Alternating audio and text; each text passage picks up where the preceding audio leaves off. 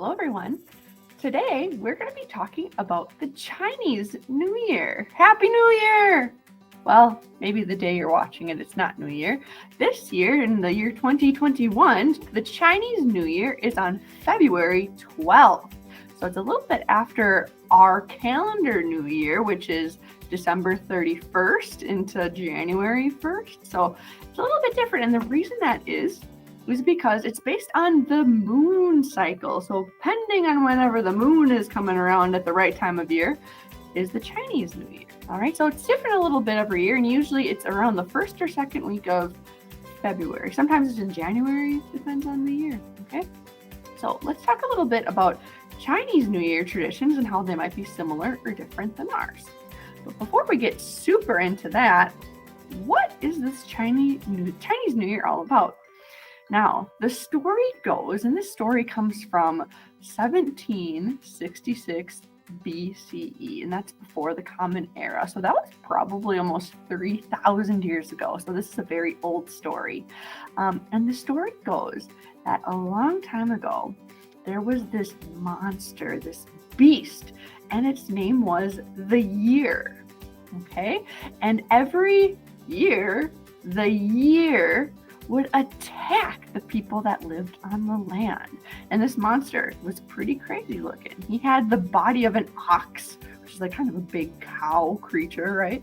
It had the head of a lion, and it lives in the ocean. So every year, this very crazy, scary monster would attack people.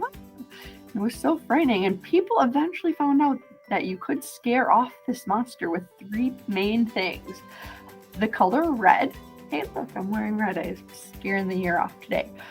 Fire and loud bangs or booms. So what people decided to do that every year when this monster would be maybe attacking, they would launch fireworks into the sky to make big color red everywhere and make big noises. People would wear and decorate with the color red, and they would usually hang lanterns for that fire and kind of scaring away this monster. Now, this is what we call a myth or a legend. So this isn't necessarily a true story because we don't have all the facts, but maybe there's a creature that's out there. I don't know. Hopefully we don't find out, right? So a little bit about the traditions and things that happen nowadays for the Chinese New Year. It's kind of like a big family reunion. I know for our New Year, a lot of times you get together with your friends or your family to celebrate this new time, all right? And if it's like anything like my New Year's, I have a lot of food, all right? And that's the same for the Chinese New Year too. Usually there's fish, dumplings, all sorts of side dishes, and it's supposed to be like a time to celebrate. It's almost like Thanksgiving where you have a spread of food and it's a good time for all, and look how good things are right now, all right? And during the Chinese New Year and our New Year, a lot of people light fireworks to kind of celebrate. And for the Chinese New Year, they also have it to scare away any evil spirits or bad things that might be lurking around. And one really fun tradition that's kind of special for the Chinese New Year is that families and couples and older people will give these red envelopes to children with money in it. And it's supposed to be good luck to have this red envelope with money. So maybe we should start doing that over here too, right? And one really big tradition, I know I do for New Year, but maybe you do, maybe you don't, is actually really cleaning and like trying to make your house in order before the New Year. So you have a really nice fresh start, right? It's a good way to start the year, have a fresh, clean home ready to go, kind of like a peaceful kind of a deal, right? So one fun thing along with this Chinese New Year is this thing called the Chinese Zodiac.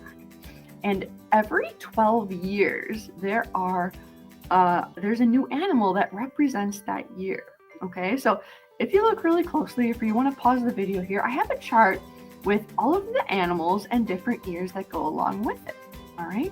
So, and there's a YouTube video link in here, and I'll put a link in my video of the story of how these 12 animals were picked, because they have the rat, ox, tiger, rabbit, dragon, snake, horse, goat, monkey, rooster, dog, and pig.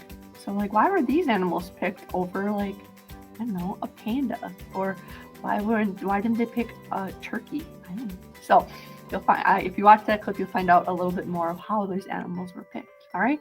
If you looked really close at this chart and you already kind of figured it out, this year is the year of the ox. All right. So I'm going to take a pause for a minute because our project today is going to have to do with an ox, but every class is going to be doing something a little bit different. So stay tuned and find out what your class is doing for the year of the ox. All right, kindergartners, your Year of the Ox project is going to be a toilet paper ox. Now you're like, what? Toilet paper ox? Yeah, toilet paper rolls are really great for making little three-dimensional sculptures. So that's when you make art and it's able to stand by itself and you can like walk around it. It's kind of like a desk or a chair or a table. It's a three-dimensional thing. You're three-dimensional, I'm three-dimensional. So we're gonna make a little ox out of a toilet paper roll and some paper and maybe some paint, maybe some markers mostly. So for this project, if you could ask someone at home or someone you're with, if you have any toilet paper rolls around, or maybe you'll have to wait until you have one after you use a toilet paper roll, right? And you just need some scrap paper, okay? It would be helpful if you have a pencil to draw with and a scissors for this project. Okay, if you need any supplies, let me know. I could get those to the office for you to pick up. But let me show you how to turn this into an ox. All right, let me switch my camera around and get started here. So before we get to our toilet paper roll and like how to make it look like an ox, let's get the parts for our ox ready. So what we're gonna need some horns, right? Oxes are really well known for their big, long horns. So I'm gonna make a really kind of interesting shape here. It's gonna be kind of nice curvy lines today. So I'm gonna draw one horn and I'm gonna go from one point. I'm gonna make almost like a hill, kind of a little slanty line, okay? When you get to the bottom of your hill, let's add a curvy backwards letter C. Okay.